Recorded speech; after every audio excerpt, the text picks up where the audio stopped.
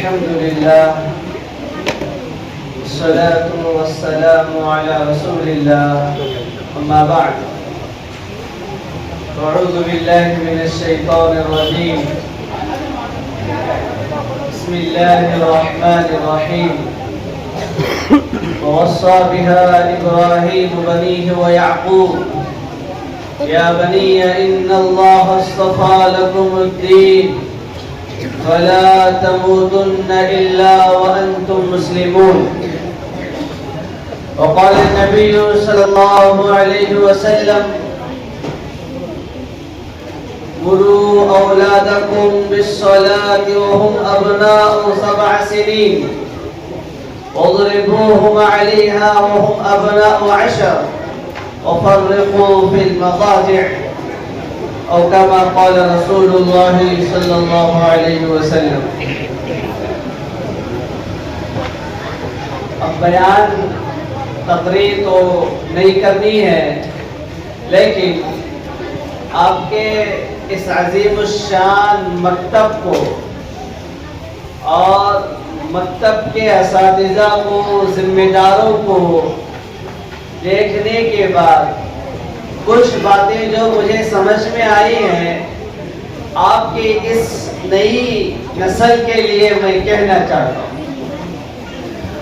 آج سے ہزاروں سال پہلے سیدنا ابراہیم علیہ السلام نے اپنی اولاد کو ایک نصیحت کی تھی جب وہ دنیا سے جانے ہی والے بڑھاپے میں نصیحت کی تھی. نصیحت ایک ہی تھی، ان اللہ اصطفى لكم الدین فلا تموتن الا وانتم مسلمون. میرے بچوں، میرے اللہ نے تمہارے لیے مذہب اسلام کو پسند کیا ہے، لہذا میں تمہیں ایک بات کی وصیت کر کے اس دنیا سے جانا چاہتا ہوں کہ جب تم اس دنیا سے جاؤ تو اس حال میں جانا کہ تم بھی مسلمان رہو. بات سمجھ رہے؟ سیدنا ابراہیم علیہ السلام اپنی اولاد کو نصیحت کر رہے ہیں، بیٹا دنیا میں جیسی بھی حالت، جیسے بھی حالات آئے، پریشانیاں آئے، سب اپنی جگہ ہے، لیکن یہاں سے اس حال میں جانا کہ تم مومن اور مسلمان رہو. اور عزیزو، ہر مسلمان کی چاہے وہ کتنا ہی خراب ہو، گنہگار ہو، دین سے دور ہو، اس سے یہ پوچھو بھئی مرنے سے پہلے کیا خواہش ہے، وہ کہے گا مرتے مرتے کلمہ پڑھ کو مر جانے کی خواہش ہے. بولے گا نہیں بولے گا؟ لیکن بزرگوں، کلمہ کی موت، لا الہ الا اللہ پڑھتے پڑھتے موت ہو جانا کوئی آسان چیز نہیں، لیکن ایمان اس وقت میں ہمارا محفوظ رہے، اس وقت میں ایمان میں وہ پختگی، تازگی رہے کہ شیطان کے بہکاؤ سے بچ کر ایمان لے کے اللہ کے پاس جائیں. اس میں اہم کردار، سنیے گا، اس میں بہت اہم کردار اس بچپن کی تعلیم کا ہوتا ہے. یہ جو بچپن میں رٹایا پڑھایا جاتا ہے، یہ کوئی وقت گزاری نہیں ہے کہ بچے بیکار تھے تو مکتب کو بھیج دیا، نہیں.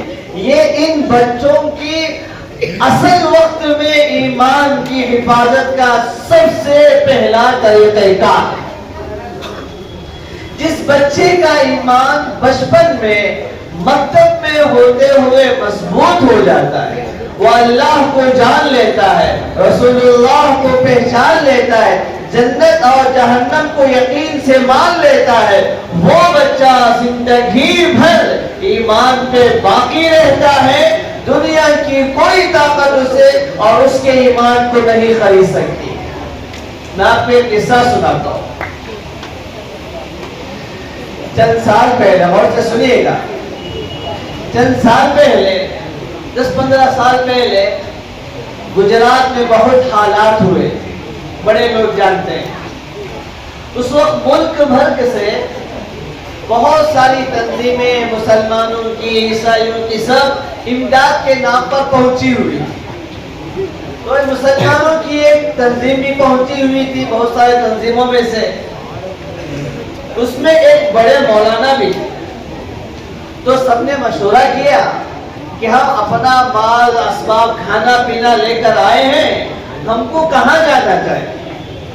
تو مشورے میں ایک گاؤں کا نام طے ہوا. امیر صاحب نے بھی طے کر دیا. اب اس طرف نکلے تو راستے میں جو سرکاری لوگ تھے اس کام پہ لگے ہوئے تھے, تو انہوں نے پوچھا روک کر کہاں جا رہے ہو. تو ساتھیوں نے بتایا فلاں گاؤں کو جا رہے ہیں مدد کرنے کے لیے. تو اس نے بتایا کہ آپ وہاں مت جائیے, دوسرے لوگ پہنچے ہوئے, فلاں ایک اور علاقہ ہے وہاں ابھی تک مدد نہیں پہنچی ہے, آپ کو وہاں جانا چاہیے. تو امیر صاحب کہتے ہیں ہم نے ساتھیوں سے مشورہ کیا, اب پھر سب نے یہ بات کہی اصل کام تو مدد کرنے کا ہے, علاقہ تو کوئی ضروری نہیں ہے. جب وہاں کام ہو رہا ہے تو ہم دوسری جگہ ہی چلے جائیں. تو لہٰذا طے ہو گیا اور چلے گئے. راستے میں جا رہے تھے تو امیر صاحب کے دل میں بے چینی ہوئی. تو انہوں نے اپنے ساتھیوں سے کہا بھائی پتہ نہیں کیوں میرے دل میں بار بار یہی خیال آتا ہے کہ ہم کو اسی گاؤں جانا چاہیے جہاں مدد کا کام شروع ہو گیا ہے اور ہم وہاں پہلے جانا چاہ رہے ہیں. جب ساتھیوں نے دیکھا امیر صاحب اللہ والے ہیں, نیک ہیں, تو ان کی بات کو مانا, پھر اسی طرف چلنے لگے. جب اس گاؤں کے قریب گئے تو دیکھا ایک بڑا ٹینٹ لگا ہوا ہے, لائن میں لوگ کھڑے ہوئے ہیں, ایک ایک آدمی اسٹیج پر آتا ہے, کھانے پینے کا سامان جو بھی ملتا ہے اس کو لے کر چلے جاتا ہے. یہ لوگ اسٹیج سے تھوڑی دوری پر کاریں کھڑا کر کے اس منظر کو دیکھ رہے تھے. تھوڑی دیر میں, غور سے سنو بیٹا, مائیں غور سے سنیں, مکتب میں اپنے بچے کو بھیجنے کا کیا فائدہ ہے اسے ماں سمجھ سکتی ہے. تو مولانا کہہ رہے تھے ہم دور کھڑے ہو کر اس منظر کو دیکھ رہے تھے, لوگ آ رہے ہیں, اسٹیج پہ چڑھ رہے ہیں, کھانا لے کے جا رہے ہیں. تو اتنے میں ایک 10-11 سال کا بچہ لائن میں کھڑا تھا, اپنی باری میں اسٹیج کے اوپر آیا. جب وہ اوپر چڑھا تو جو وہاں پر لوگ مدد کے لیے کھڑے ہوئے تھے انہوں نے اسے گھیر لیا یہاں سے وہاں سے, اور اس سے کچھ آہستہ آہستہ بات کرنے لگے. تھوڑی دیر میں مولانا کہتے ہیں بس 2-4 منٹ گزرے تھے کہ ہم سب کے ہوش اڑ گئے کہ وہ بچہ سب کو بھاگتے ہوئے چیختے ہوئے نیچے اترا اور یہ کہنے لگا مجھے کھانا نہیں چاہیے, اور وہاں سے بھاگنے لگا. حضرت کہتے ہیں میں نے ساتھی سے کہا بھائی اس کے پیچھے گاڑی دوڑاؤ. تو گاڑی میں اس کے پاس گیا تھا, بیٹا رک جاؤ. اس کو روکا, اس کو وہ ہانپ رہا تھا, اس کے چہرے سے پریشانی ظاہر ہو رہی تھی. ہم نے اس کو روکا, اس کو پانی وانی پلایا, پھر اس سے پوچھا بیٹا اپنا کھانا کیوں نہیں لیا, اور اس حادثے میں جو یہاں پر ہوا ہے تمہارے کون چلے گئے. تو اس معصوم سے بچے نے کہا حضرت ابھی جو ہمارے گاؤں میں واقعہ پیش آیا اس میں میرے گھر کے سب چلے گئے, بس زندہ اکیلا میں باقی ہوں. میری ماں چلے گئی, باپ چلے گئے, بھائی بہن چلے گئے, پورا گھرانہ چلا گیا ہے, میں اکیلا باقی. ہم نے پوچھا بیٹا آپ نے کھانا کیوں نہیں لیا. اس نے کہا حضرت 3 دن سے میں بھوکا ہوں, میں نے ایک لقمہ مجھے کھانے کو نہیں ملا. حضرت نے کہا جب بھوکے ہو کھانا مل رہا تھا لیا کیوں نہیں. تو اس نے روتے ہوئے کہا حضرت کیا کرو, لائن میں کھڑے ہو کر اپنے کھانے کی باری میں پہنچا تو وہ مجھ سے کہنے لگے ہم تم کو اچھا کھانا اچھا کپڑا دیں گے لیکن تم اسلام چھوڑ کر عیسائی ہو جا. تو میں نے کہا بھوکا مر جاؤں گا لیکن اسلام نہیں چھوڑوں. تو تھوڑا سوچ کر دیکھیے, کوئی بڑا آدمی نہیں, کوئی عالم نہیں, کوئی حافظ نہیں, اس 10-11 سال کے بچے کے دل میں اتنا پختہ ایمان کس نے بٹھایا. بزرگوں یہ اسی مکتب کی تعلیم تھی, اسی مکتب میں استاد نے جو اس کو اللہ اللہ سکھایا تھا اسی کا اثر تھا کہ 11 سال کا نونا سا چھوٹا سا بچہ بھی ایمان کو بیچنے کے لیے تیار نہیں. تو یہ مکتب ابھی ماشاءاللہ گھنٹہ 1.5 گھنٹہ میں نے پروگرام دیکھا. آج کے اتنے برے ماحول میں جہاں ماں باپ اپنے بچوں کو گانا گاتے ناچتے ہوئے دیکھ کر خوش ہو جاتے ہیں, پورا فون اسی سے بھرا ہوا رہتا ہے. چھوٹے چھوٹے بچوں کے بے گانے ڈانس سب موبائلوں میں آتے ہیں. اتنے خراب ماحول میں مسلمان بچوں میں ایک ماحول کہ چھوٹی چھوٹی پیاری پیاری زبانوں سے نبی کی تعریف بیان کرنا, اللہ کی حمد بیان کرنا, عظمت صحابہ پر تقریر کرنا, رسول اللہ کی سیرت پر تقریر کرنا, نماز کی اہمیت پر بیان کرنا, اس کا تصور بھی نہیں. سچ ہے نا؟ آج سے 10-15 سال پیچھے چلے جائیں گے. ہمارے محلے کا یہ حال تھا کیا؟ بولیے. ہمارے محلے کا نہیں, پورے بنگلور کا لے لیجیے. 10-15 سال پہلے کیا حالت تھی, آج مکتب کی برکت سے کیا حالت ہے. اب ہماری یہ مجلس ہے, معاف کیجیے اس میں میں بھی شامل ہوں. ہم میں بہت سارے ایسے ہیں کہ ہم نہ بہت کم آتا ہے دین کے بارے میں, ان معصوم بچوں کو زیادہ معلوم ہے کہ نہیں؟ ایسا کیوں ہوا پتہ ہے؟ اس میں میرا اور آپ کا قصور نہیں ہے. قصور اس بات کا تھا کہ جب میں اور آپ چھوٹے تھے تو ہمارے ذمہ داروں نے مکتب کا انتظام نہیں کیا. واقعی مکتب کا انتظام نہیں کیا.